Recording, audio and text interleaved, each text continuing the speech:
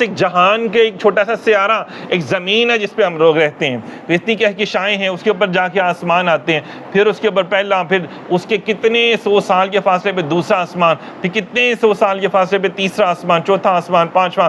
तो खरबों खरबों मखलूक वो क्या कर रही है, इन्नल्लाह व मलाइकतहु युसल्लूना अलन नबी या अय्युहल्लज़ीना आमनू सल्लु अलैहि वसल्लिमु तस्लीमा।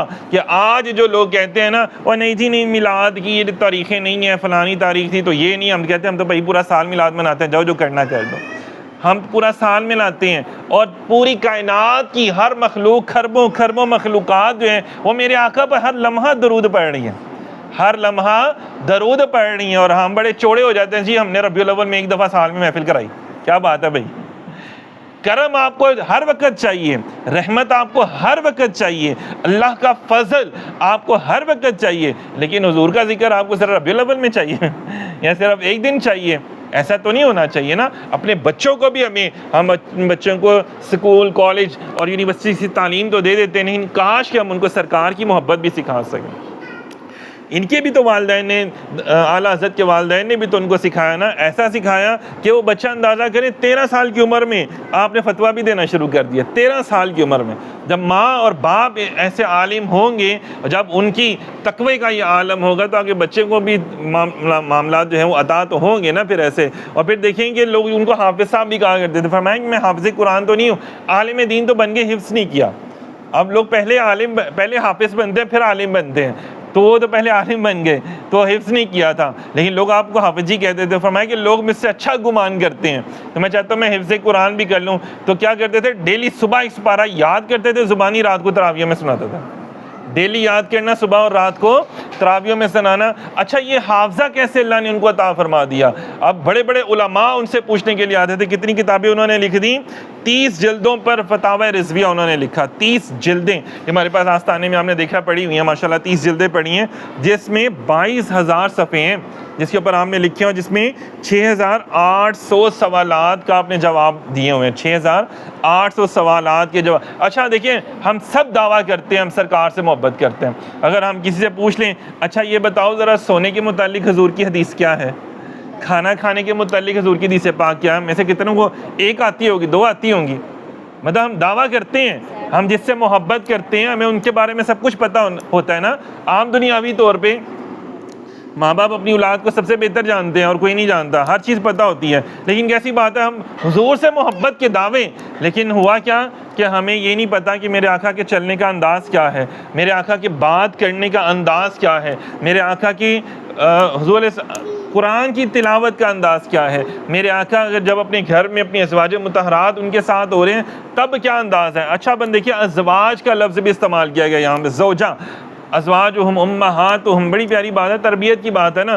क्या मुसलमानों की के लिए नबी पाक सल्लल्लाहु अलैहि वसल्लम की जो अज़वाज है मुसलमानों के लिए माँ का दर्जा रखती हैं। ज़ौजा का लफ्ज़ इस्तेमाल किया कुरान पाक में, एक मर्रा क्या मरात का इसका लफ्ज़ इस्तेमाल किया कि जिसमें ये होता है कि ऐसी बीवी जिसका अपने शोहर के साथ रूहानी ताल्लुक़ नहीं होता, दिली कल्बी ताल्लुक़ नहीं होता, उसको मर्रा। लेकिन ज़ौजा जिसको कहा गया कि जिसका अपने शोहर के साथ रूहानी भी ताल्लुक़ हो, कल्बी ताल्लुक़ भी हो। ये नहीं कि सिर्फ ऊपर ऊपर ठीक है शोहर है, अंदर कोई नहीं मानते, मतलब कोई प्यार मोहब्बत नहीं। लेकिन ये फरमा दिया ज़ौजा कि मतलब ज़ौजा कह के पुकारा ना हुज़ूर सल्लल्लाहु अलैहि वसल्लम के ज़वाज को कि आपका अपने शोहर के साथ भी अच्छा हुस्न सलूक होना चाहिए, और वो तुम्हारी माँ हैं और तुमने उनको फॉलो करना है, उनको कॉपी करना। अगर आप यहाँ पे माशाल्लाह इतनी ख़वातीन यहाँ पे बैठी हुई हैं माशाल्लाह से, और भी बहनें आती हैं यहाँ पे, कभी किसी से पूछे अपनी माँ के बारे में पता है तो पता ही नहीं होता। हालाँकि अपनी सगी माँ यहाँ पे बैठी हैं, सगी माँ, उनके बारे में नहीं पता होता। और अगर अपनी माँ जो रूहानी माँ हम सबकी माँ हैं, कौन, अम्मा खदीजतुल कुबरा रज़ियल्लाहु ताला अन्हा, हमें कितना को पता होगा उनके बारे में, हमारी माँ की ज़िंदगी कैसी थी हमें पता ही नहीं है ना। हमारी माँ की ज़िंदगी वो अपने शोहर के साथ कैसी थी, फॉलो करना है ना बच्ची, फॉलो करना है। हमने अपनी बच्चियों को बताना है, बेटियों को बताना है, बेटी ऐसी ज़िंदगी गुजारनी है, ये माँ है।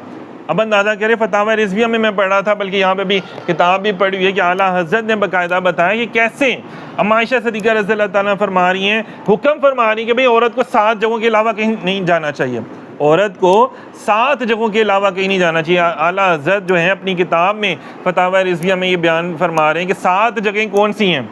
अब उसमें रेस्टोरेंट तो आता नहीं है, उसमें मॉल भी नहीं आता, उसमें बाज़ार भी नहीं आता, उसमें फिर रह क्या गया, ये क्या बात हुई वाला?